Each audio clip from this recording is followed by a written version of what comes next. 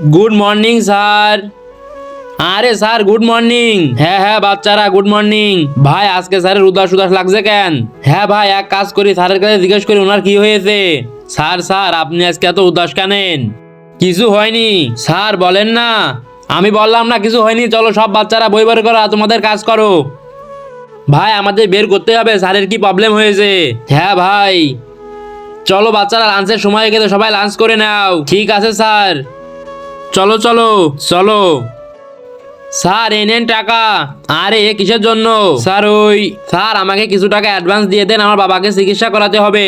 তোমার একবার বলিনি, তুমি বুঝতে পারছো না? স্যার প্লিজ আমার খুব দরকার। মনে হয় তুমি এভাবে মানবে না, তোমাকে চাকরি থেকে বের করে দিতে হবে।